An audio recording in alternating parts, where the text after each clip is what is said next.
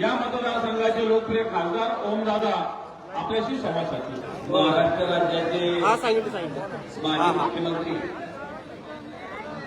यांचा लातूर दौरा या ठिकाणी शेतकऱ्यांसोबत संवाद साधतायत. तुम्हा आम्हा सगळ्यांना आपल्या कुटुंबातल्या कुटुंब प्रमुखाप्रमाणे वाटणारे सन्माननीय उद्धवजी ठाकरे साहेब आज तुमच्या आमच्यामध्ये बसून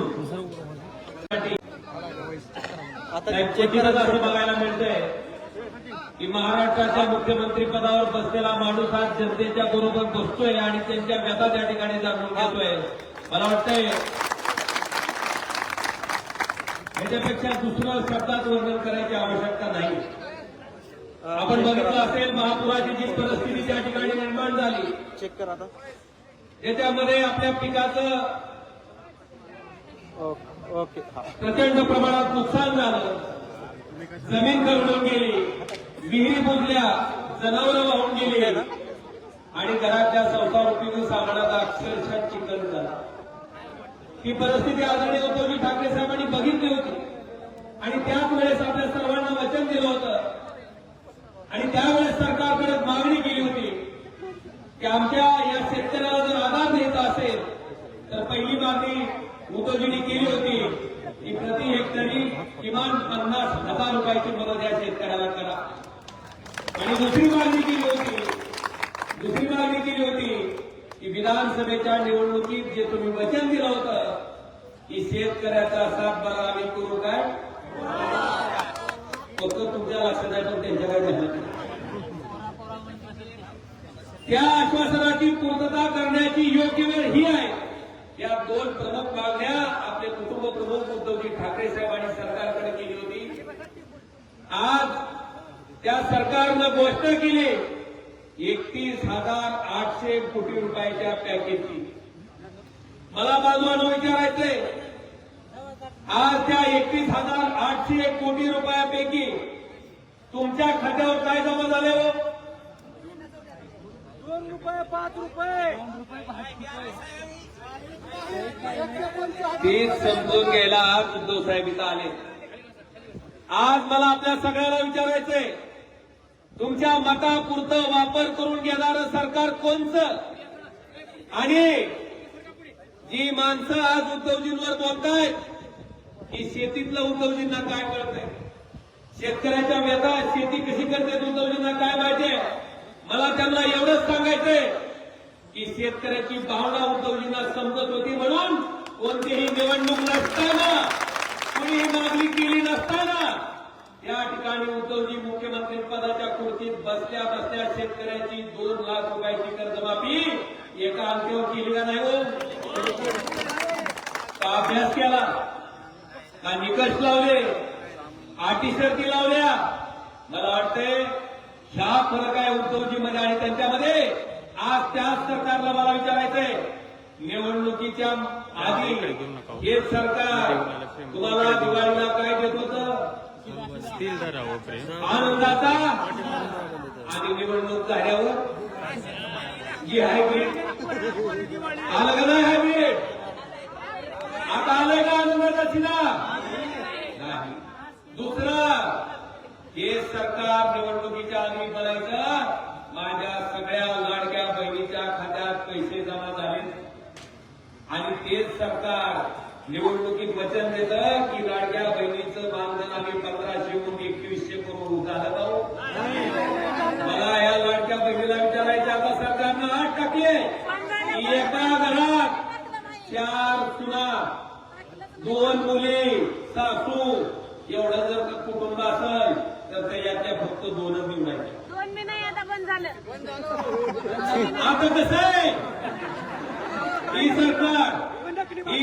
सरकार आणि बांधवानो, आज जी आपली परिस्थिती झाली आहे, घोषणा 31,800 कोटीच्या पॅकेजची आहे, पण शेतकऱ्याच्या पदरात 2 रुपये 5 रुपये 1,200 रुपये 1,400 रुपये. मला वाटतंय आलेले पैसे त्यांनाच मध्ये ऑर्डर करून परत पाठवा, काही कमी पडले तर धावले म्हणा. आज ही आपली अवस्था काय साहेब? आमच्या शेतकऱ्याच्या सोयाबीनच्या एका पोत्याचा दर, एका क्विंटलच्या पोत्याचा दर 11,000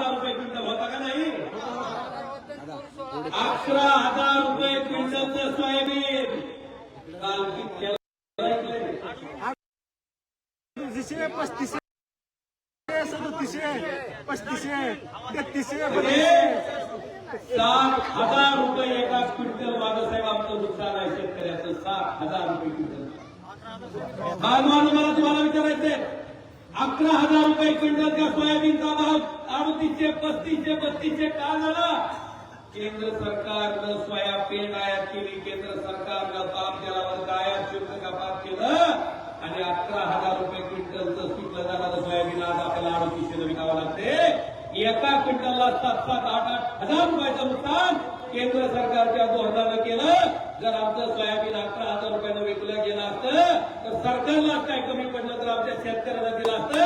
पुण्यादारात कर्जमाफीचा कटोरा घेऊन आमचा शेतकरी आला नसता. ही वस्तुस्थिती आहे.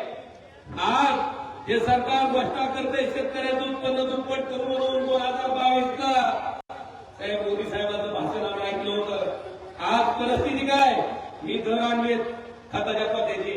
आता खरीपाची पेरणी झाली तेव्हा 20-20 झिरो घेतला होता तुम्ही 1200 ला, आता भाव झालाय 1500. कसं वाटतंय? 10-26 1470 रुपयाला घेतलं होतं खरीपाला, आता रब्बीला झाला 1924. आता कसं वाटतंय? 14-35-14 1700 रुपयाला घेतलं होतं, आता 1800. 15-15-15 1470 रुपयाला घेतलं होतं, 1650. 24-24 1850 ला घेतला होता, आता 1800 ला झालाय. आणि त्या ठिकाणी अशा पद्धतीनं खताचे दर प्रचंड प्रमाणात सरकारनं वाढवले. उत्पन्न शेतकऱ्याचं दुप्पट झालं नाही, पण उत्पादन खर्च मात्र शेतकऱ्याचा काय झाला?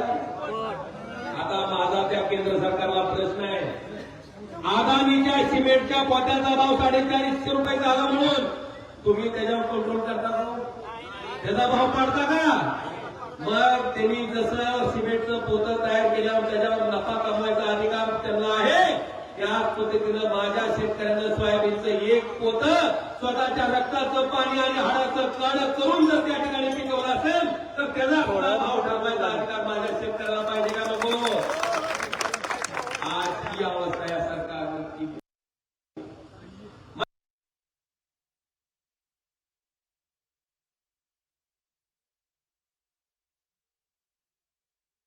ठाकरे या ठिकाणी लातूरमध्ये दाखल झालेले आहेत. शेतकऱ्यांसोबत संवाद साधला जातोय. या ठिकाणी सरकारने केलेल्या आश्वासनाची पूर्तता न झाल्याने शेतकरी आक्रमक आहेत. मराठवाडाचा दौरा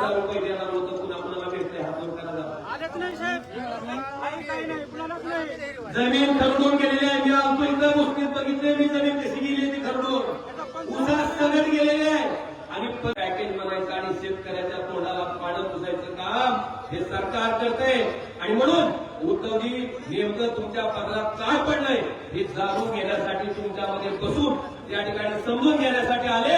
आणि आम्हाला खात्री आहे की प्रामाणिक माणूस जेव्हा रस्त्यावर उतरतो तेव्हा त्या प्रामाणिक माणसाच्या कर्तृत्वामध्ये इतकी प्रचंड ताकद असते. आणि तो विश्वास आदरणीय उद्धवजी ठाकरे साहेब आमचा सगळ्या शेतकऱ्याचा तुमच्यावर आहे, तुमच्यावर आशा आहे. आणि निश्चितपणे तो न्याय आपण आपल्या माध्यमातून आम्हाला मिळवून द्याल. आता मला शेतकऱ्याला विचारायचंय, बाबांनो सोयाबीन इकलं का ठेवलं? आता हमी भाव खरेदी केंद्र चालू आहे का कुणाचं? आता शेतकऱ्याकडे कुणाकडे आहे का सोयाबीन? तुम्ही टाकलं एकूण. आणि आता इकलेलं सोयाबीन हमी भाव केंद्र अजून चालू नाही. चालू होणार कधी आणि त्याचा लाभ घेणार कोण? करणारं हे सरकार आहे. कामापुरता तुमचं वापर करणारं हे सरकार आहे. आपल्याकडे एक मन आहे, कामापुरता मामान ताकापुरती आहे का नाही? अशा पद्धतीनं वागणारं हे सरकार आहे. आज त्याला त्या ठिकाणी शेतकऱ्याची जी दुरावस्था आहे आणि त्याच्या बाबतीतच्या वल्गना केल्या जातात, घोषणा केल्या जातात, त्याची वस्तुस्थिती आदरणीय उद्धवजी ठाकरे साहेब या ठिकाणी जाणून घेणार आहेत. आणि नुसतं आमचं भाषण नाही तर इथले शेतकरी सुद्धा नेमकं काय पदरात पडले. इथं शेतकऱ्याच्या मुली आहेत तर त्या सुद्धा या ठिकाणी त्यांच्या व्यथा त्यांच्या संभाषणातनं त्यांच्या वक्तव्यातनं त्या ठिकाणी सांगणार आहे. मी या ठिकाणी थांबतो. लोकशाही मराठी ऐका, पहा, जागरूक रहा.